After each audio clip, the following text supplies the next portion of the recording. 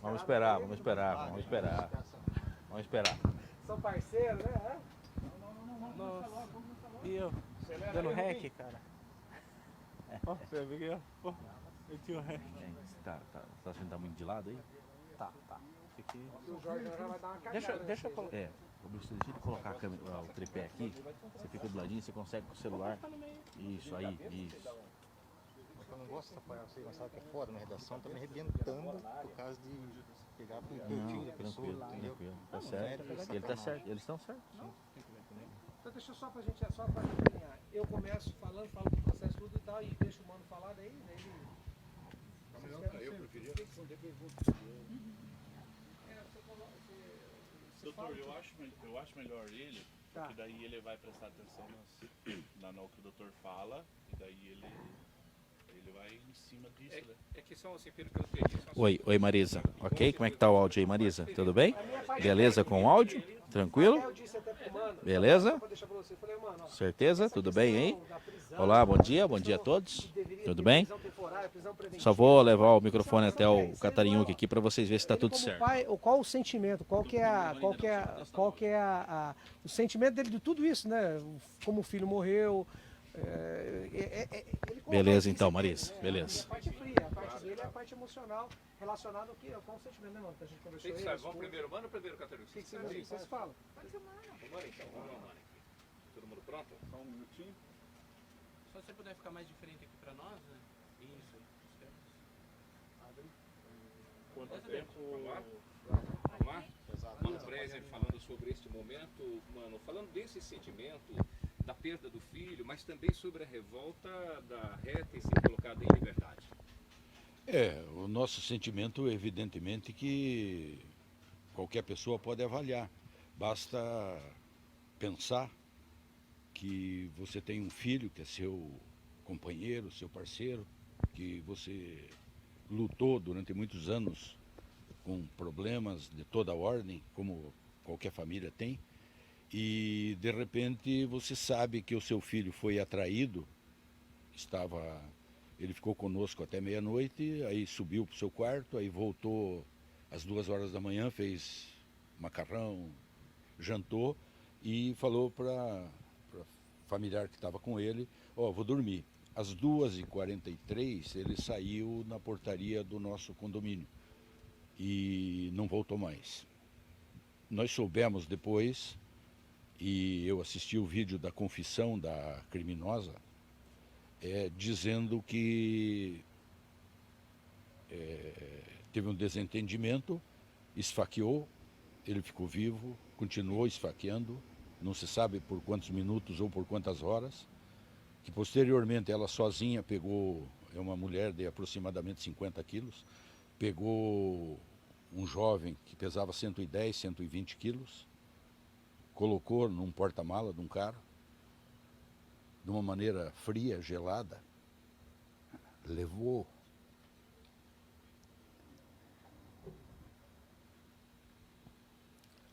até um local lá perto da Ceasa e sem nenhuma premeditação, usando um pinguinho de álcool que ela tinha em casa e talvez um pouquinho de um líquido. Eu não consegui assistir até agora o depoimento completo dela, perdão, mas em resumo, queimou. E eu não sei como um pai se sentiria, ou qualquer um de vocês, se soubesse disso e soubesse que existe um sistema judicial que permite que essa mulher, algumas horas antes de completar 30 dias de prisão temporária, que foi determinado pelo juiz inicialmente, que essa mulher está solta em casa.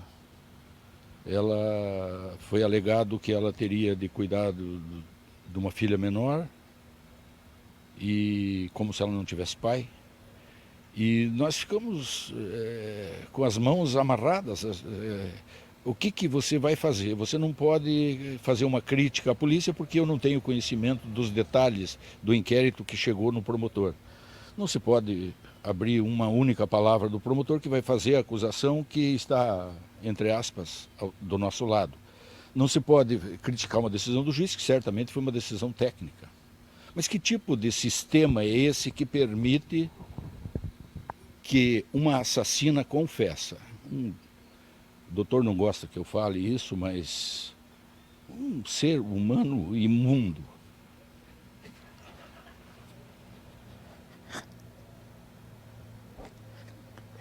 Desculpe. Que fique na sua casa. Não foi uma discussão de rua, não foi uma briga, não foi um tiro, não foi um latrocínio, não foi nada. Foi uma coisa monstruosa. E de repente, essa pessoa está aí, o nome dela é Alessandra Maresi, na companhia do seu amante, um tal de Joy, não me recordo o nome, ex-presidiário, na companhia da filha de 14 anos que estava no mesmo ambiente que elas, usando drogas, junto com o pai, num espaço de 3 metros por 3, um cubículo. E de repente vem uma figura triste dessa, um ser humano imundo desse, e diz que o meu filho teria mexido com a filha dela. Quem conhece o meu filho sabe que todos nós temos defeitos, mas jamais a formação dele permitiria que mexesse com uma mulher de 80 anos, quanto mais com uma mocinha que estava consumindo drogas junto, de 14 anos. É um absurdo. Isso não existe. E eu insistia com o doutor, quem cala consente. Nós estamos assistindo a segunda morte do nosso filho, calados. Ele falou, não, tem o momento certo de falar, tem a hora de contar a história. Mas nós não temos história para contar. A história para contar seria que quem comete um crime seja punido exemplarmente. Agora, vê essa mulher, e não estou falando com ódio pelo meu caso, eu estou falando com ódio pelas milhares de situações que nós assistimos diariamente no Brasil e que um sistema penal extremamente permissivo, extremamente feito para livrar o Estado da obrigação de disponibilizar cadeia para quem comete crimes. Não tem lugar, não tem espaço para todo. Convencionou-se que as pessoas cometem crimes, roubam, matam, fazem o que quiser, e não tem lugar. Então é tornozeleira, não sei o quê. Tal, e fica tudo por isso mesmo. Nós vemos um seríssimo risco diante dos problemas técnicos de uma investigação feita por autoridades que são limitadas pelas condições econômicas adversas. Eles têm muitas vezes o policial não tem gasolina para ir atrás, não tem recursos para pedir um exame pericial mais aprofundado, porque custa muito caro. O Estado dá instrução para se livrar. Você vai fazer... Eu me defrontei, infelizmente, eu tive uma aula sobre o submundo de Cascavel, a terceira melhor cidade do Brasil. Existe, e não por culpa dos funcionários que foram espetaculares, no meu caso, e eu tenho informações que fazem assim com todos. Existem crianças que estão há muitos meses engavetados ali porque o Estado não consegue agilizar o DNA. No meu caso, eu tive um tratamento especial, saiu em pouco menos de 30 dias. Mas eu sei que foi uma exceção. As famílias estão sofrendo, os filhos estão mortos e eles não têm uma resposta jurídica adequada. Nós estamos estarrecidos, não sei, eu acho que cada um de vocês que está ouvindo, assistindo, pode mensurar o que está acontecendo conosco, que não é importante, um caso individual, mas o que acontece todo dia por aí. Quantos milhares são mortos e as famílias não têm para onde ir, não têm o que fazer, não existe. As autoridades querem ajudar, querem fazer, mas não têm recursos, não têm condições. Quando foi para tirar um raio-x da perícia, o aparelho de raio-x no IML de Cascavel existe. Não existe o funcionário para operar, faz 1 ano e meio. Tiveram de levar para Toledo. Então, essa série de coisas que a gente vê a propaganda da terceira melhor cidade do Brasil, talvez até seja, porque as outras podem ser piores. Quem garante que essa situação não se repete? O que nós temos visto por aí são absurdos. E nós estamos completamente indignados. Para vocês a sensação agora com a soltura dela, o que é? De insegurança ou sentimento de ódio mesmo? Não, veja bem, eu como homem eu não tenho medo. A minha família pensa em tal, porque parece muito claro e seria muito difícil acreditar que essa mulher, com o tamanho que tem, tenha a crueldade suficiente para ficar ali por muito tempo esfaqueando uma pessoa e ainda depor, ainda em vídeo gravado, dizer, e ele não morria. E como é que depois vai pegar? Ela moravam num cubículo no fundo de uma casa. Tem uma rampa pequena, menor do que a largura de uma porta. Se fosse feito um antro de consumo de drogas e tal, a engenharia seria perfeita, mas não é o caso porque é uma construção de mais de 20 anos. Um corredor estreito, em declive. Ela não poderia subir com ele, em hipótese alguma, naquela condição. Alegou que obrigou a filha, claro que para livrar, a ajudá-la, Mentira, não tem, nem as duas conseguiriam. Mais gente participou dessa história. Nós temos a certeza, não temos tecnicamente como provar. Não tem, as autoridades não têm recursos disponíveis para fazer essa prova, acredito eu. E nós estamos aí nessa situação, a caminho de encontrar com essa assassina, confessa, criminosa, no mercado, num bar. Ela está nas redes sociais. Ontem eu recebi um convite para ser amigo dela nas redes sociais. E está aí solta. E com todo o empenho do Dr. Catarinhuc, das autoridades de acusação, é muito provável, existe o risco, não é provável, mas existe o risco dessa mulher ser absolvida. O senhor falou que ela fez um convite para a família nas redes sociais. Qual o significado disso? Fez um convite para a família nas redes sociais. Estava lá convidando para participar, para ser amigo dela nas redes sociais. Chama Alessandra Paula, não sei do que, Maresi. Acho que é uma afronta até isso? Não, acredito que não. Acredito que ela está desfrutando a liberdade dela, porque foi considerado que ela é uma pessoa que não representa qualquer risco para nenhum de vocês, para nenhum filho de vocês, para ninguém. Ela está feliz da vida em casa.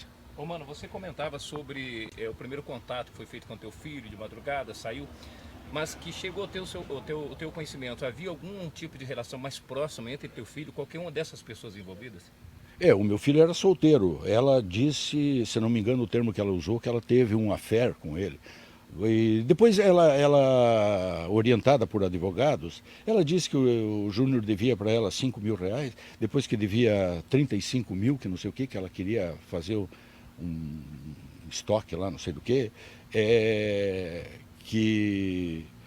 deu um prejuízo para ela de até um valor lá nas alturas. E quando foi o primeiro dia que eu me assustei, com os policiais aqui que estavam investigando, o César e uma outra moça, e foram muito prestativos, muito educados comigo, e eu falei, mas não é possível que uma mulher diga que mora num cubículo, infelizmente, uma coisa muito pobre, um espaço minúsculo, que tem um banheiro, um mini quarto e uma varandinha, dá 10 metros quadrados, 20 metros quadrados.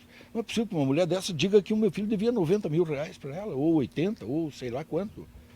E depois ainda, emendando a orientação do advogado, disse que o meu filho mexeu com a filha dela. É uma coisa que não bate. Como é que uma bandida dessa vai ter isso aí? E aí eu me assustei, porque a polícia disse assim, ela não é uma pessoa de bem, ela tem bens aqui, ela tem bens no Mato Grosso. Aí eu vi que a situação estava complicada. Bom, você disse inclusive por várias vezes na entrevista aqui de que seria impossível ela fazer isso sozinha. Ele pesava mais de 110 quilos, 1,80 m, e ela não tinha capacidade de fazer 88. Isso aí. Você tem suspeita de quem possa estar ainda envolvido?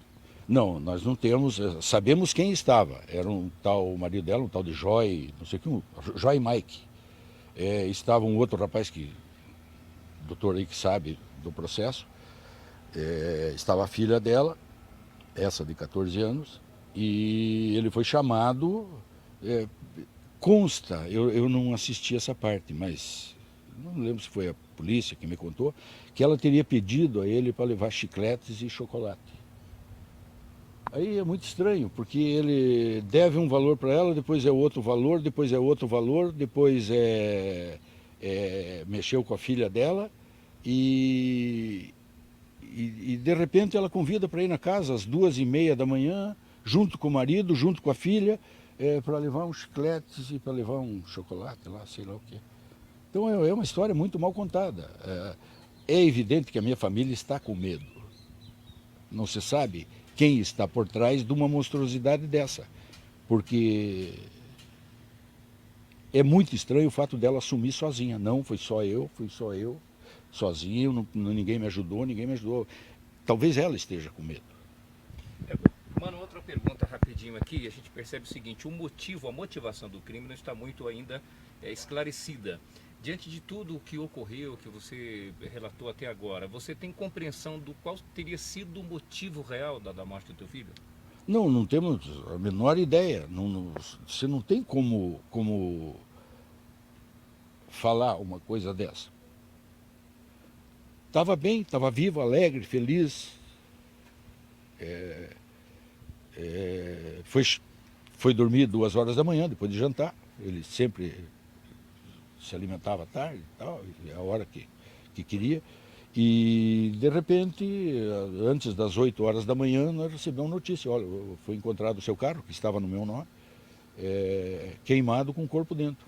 Aí vim aqui, aí comecei a entrar nesse submundo aí de informações, de que não existe como sair um resultado rápido. Se não tivéssemos ajuda de muitas pessoas, as quais eu agradeço muito, estaria até agora numa gaveta ali, sem qualquer solução. Desculpem eu ter tomado todo esse tempo aí, passo para Eu vi aqui também o advogado da família, o Dr. Luciano Catarino, para explicar primeiramente, tecnicamente, essa soltura, né? Quais foram os termos que a justiça utilizou para liberar essa reconfessa. Bom, primeiramente a gente tem que dizer que quando a gente assumiu como assistente de acusação, fomos habilitados pelo juiz. Isso aconteceu agora recente, no dia 23 de março. No dia 10 de março, vencia a prisão temporária da ré. Essa prisão temporária da ré, ela não foi renovada a tempo, ou seja, ela não foi transformada em prisão preventiva e por isso ela foi solta.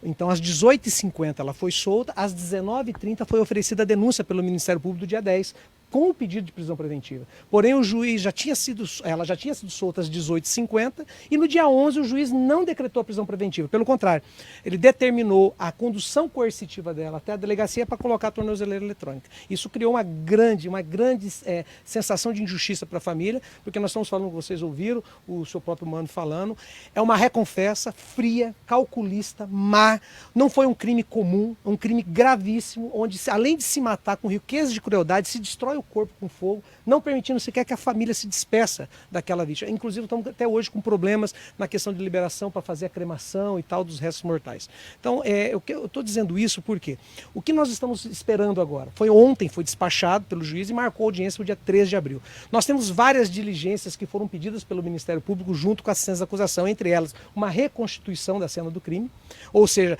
como que ela tirou uma pessoa com mais de 100 quilos, com mais de 1,88 m de altura, franzina, pequena, junto com a ajuda de uma criança, de uma adolescente e supostamente com skate daquele local. É humanamente impossível, então tem mais gente envolvida. E o que nós estranhamos até agora é porque ainda estamos apenas sendo ela como acusada. Não tem outras pessoas e as linhas de investigação precisam ampliar. Só que o tempo urge. Ela foi solta, a audiência está marcada para o dia 13 de abril. E o que nós esperamos? Que além da qualificadora, que ela foi denunciada por homicídio qualificado pela questão do fogo, tem outras qualificadoras e tem outras pessoas envolvidas. Então o trabalho da assistência da acusação é auxiliar diretamente o Ministério Público, a própria autoridade policial, dando outras situações. Nós estamos aguardando, para vocês terem ideia, o resultado da perícia dos telefones que até agora não saiu. Aquilo que o senhor Mano Presne falou aqui é real. 3, 4, 5, 6 meses para sair um exame de DNA. Foi feito um trabalho, uma força-tarefa para conseguir liberar, porque essa família não conseguia sequer sepultar os restos mortais do filho, que sabia que era o filho, mas não podia, porque o sistema, o Estado não funciona. Agora, qual que é a nossa esperança?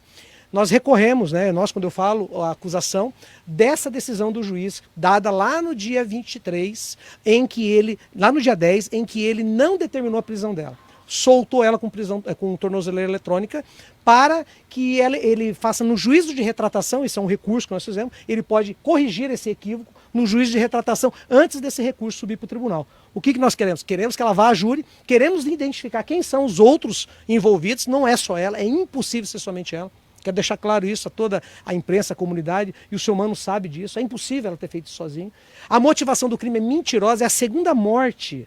O pessoal fala do Baja, mas o Mano Presner Júnior, né, o Alceu Presner Júnior, é a segunda morte. A primeira é a morte física, covarde, drástica, gravíssima, terrível. E a segunda é a morte moral. Porque ela, para justificar o crime dela, ela utiliza de um subterfúgio mentiroso, dizendo que havia um suposto abuso da filha, que daí ela cometeu o crime. Não há nenhuma prova a não ser a palavra dela. E segundo, os fatos, as circunstâncias do crime não encaixam. O horário, o local, a forma como foi feito não encaixa. Ou seja, é mentira, é apenas um argumento para justificar a motivação do crime, que a gente entende que possa ser outra, com outras pessoas, e que houve ali sim uma emboscada. O Alceu Presner Júnior, advogado, foi atraído para aquele local pela confiança para as pessoas para ser assassinado.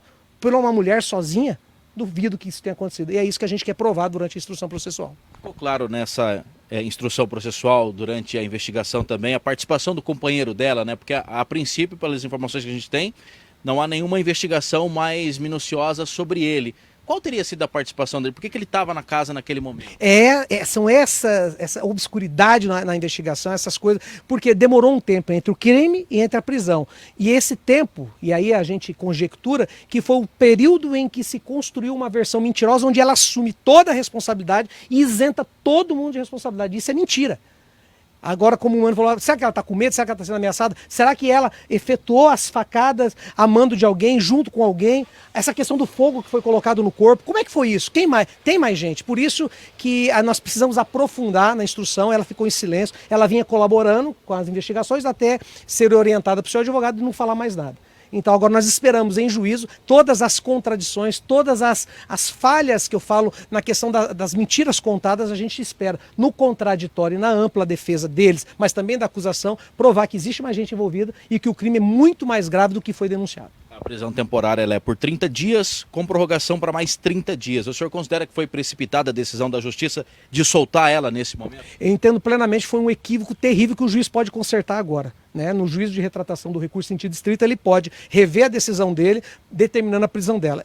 A gente espera, a sociedade espera. Foi algo que chocou, né? O Baja era um advogado, ele tinha os seus problemas pessoais, mas nada, eu quero deixar bem claro, nada justifica uma pessoa morrer como ele morreu, ser morta de forma fria, covarde, depois ter colocado fogo no corpo. A família até hoje não consegue, né? O seu Mano, vocês veem, ele fala, ele chora, a esposa, destruiu a família.